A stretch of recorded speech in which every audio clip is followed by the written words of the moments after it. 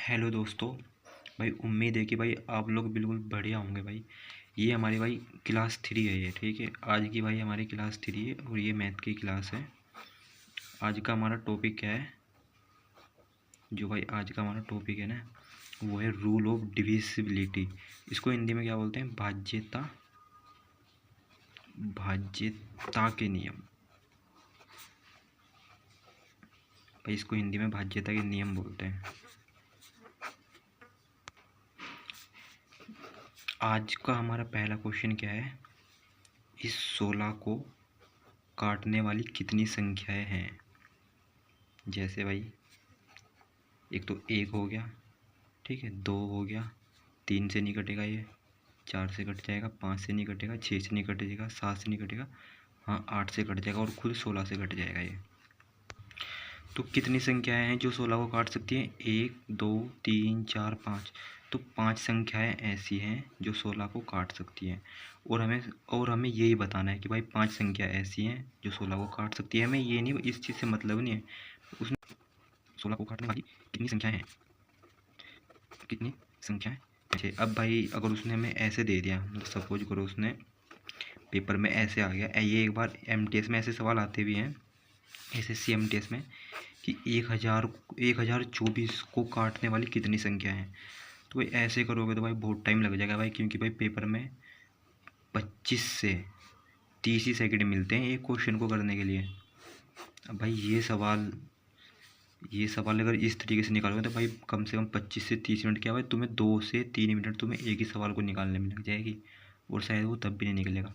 तो इसको निकालने का ना एक तरीका है, ये चीज़ बताने का कि 16 को काटने वाली कितनी संख्या है।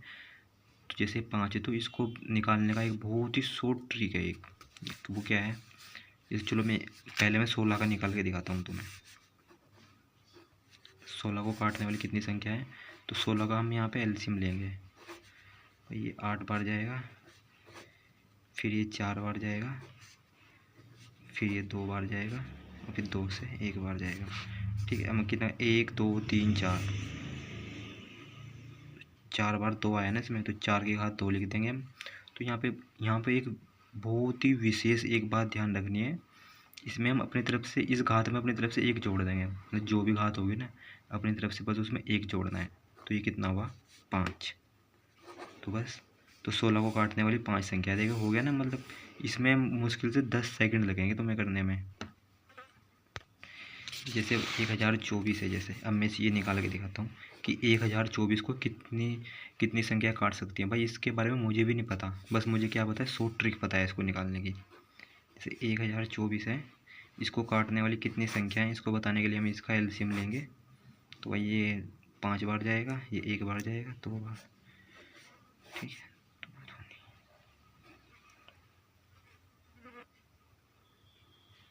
ये कितने बार जाएगा? ये 5 बार, और फिर 6 बार,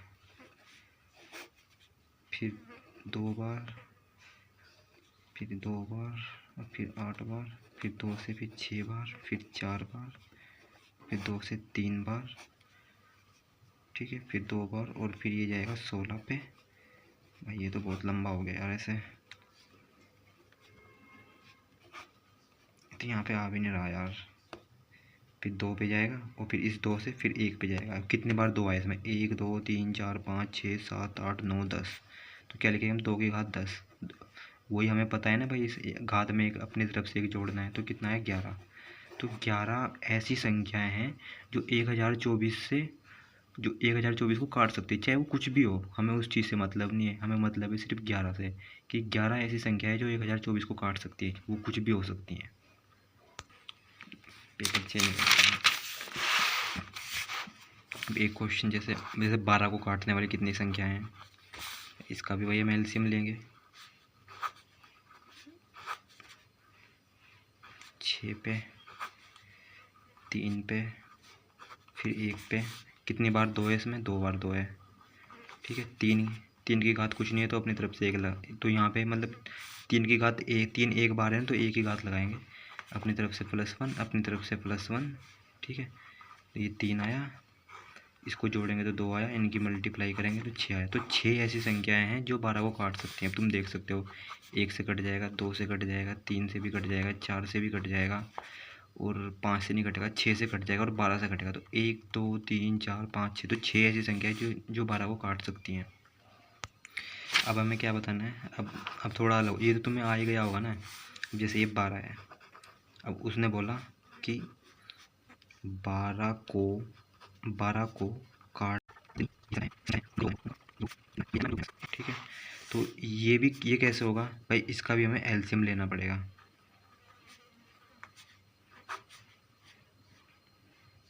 कितना है, 6 3 1। अब ये कैसे होगा, देखो इस बार हमें ये बताना है कि ये संख्या कितनी, कोई भी हो सकती है। जो ये संख्या है ना, देखो अगर तुम इसको टोटल ऐड करोगे ना तो 28 आएगा। 12 और 6 18, 18 और 4 22, 25, 25 और 3 28, ठीक है 28 आया। तो हमें यही बताना है कि 12 को काटने वाली कितनी भी संख्या हो, हमें उससे मतलब नहीं है, बस हमें उन संख्याओं का योग क्या है, हमें उस चीज़ से मतलब है। तो हमें इनका योग बताना है अब। तो 2 कितनी बार है, 2 बार, 2 की घात 2 इंटू 3 एक ही बार है, तो 3 की घात 1 आएगी। अब +1 अपनी तरफ से वही +1 इस बार हम क्या करेंगे, जो ये पूरा है ये, जैसे 3 की घात, जैसे 2 की घात 2 थी ना, इसमें 1 जोड़ेंगे 1 हो गया, तो 3 2 की घात 3 हुआ, 2 की घात 3 कितना हुआ, 2 की घात 3 कितना हुआ 8। अब यहाँ पे एक बात देना, अब हम इसमें से 8 में से 1 माइनस कर देंगे, कितना हुआ 7, ठीक है। अब ये 2 है, 2 में से भी 1 माइनस करेंगे, कितना हुआ 1, तो इसको नीचे लिख देंगे हम, ठीक है। ऐसे ही इसमें हो जाएगा 3 की घात 1 + 1 2, 3 की घात 2 तो 9 हुआ, 9 - 1 8, 3 में से 1 माइनस करेंगे तो 2 बचेगा, ठीक है। 2 से 8 पे काटेंगे इसे 4 बार, और अब इसकी मल्टीप्लाई इसके साथ करेंगे तो 28 आएगा, 7 चौक 28, ठीक है भाई। अब मैं दोबारा समझाता हूँ, शायद तुम्हें समझ में नहीं आया होगा अभी यार। जैसे 16 है, 16 क्या, चलो 25 ले लेता हूँ। 25 को काटने वाली संख्याओं का योग बताना है हमें, 25 को काटने वाली संख्याओं का टोटल हमें योग बताना है कि योग कितना है। चाहे हमें संख्याएं वो कोई कुछ भी हो और कितनी भी हो, हमें ये नहीं बताना, बस उनका योग बताना है। तो 25 का एलसीएम ले लेंगे हम भाई, 5 से जाएगा ये, तो 5 पंजे 25, और 5 से जाएगा 1 ही जाएगा। अब मुझे भी नहीं पता कि भाई इसको काटने वाली कितनी संख्याएं हैं, ठीक है, और उन संख्याओं का योग क्या है। 5 2 बार ही आया, 2 का स्क्वायर हुआ, अपनी तरफ से 1 जोड़ देंगे इसमें, वो +1 हो गया ये, ठीक है। अब क्या करेंगे हम, 5 का क्यूब कितना होता है, 5 पंजे 25, 25 पंजे 125, तो 5 का जो क्यूब होता है ना भाई वो 125 होता है। 125 में से वही हमें भाई -1 करना है, तो 124 होगा, 124। अब ये 5 है, 5 में से भी -1 करना है, तो कितना हुआ 4। इस 4 से हम इसको काट देंगे, तो भाई ये कितना होगा, 4 तिया 12, 4 एकम 4, तो 31 आ गया, 31 आंसर आ गया। तो 25 को काटने वाली संख्याओं का योग 31 है। अब तुम देख भी सकते हो 25 किससे कट सकता है, 1 से कट जाएगा, 5 से कट जाएगा और 25 से कट जाएगा, इनका योग 31 ही होता है।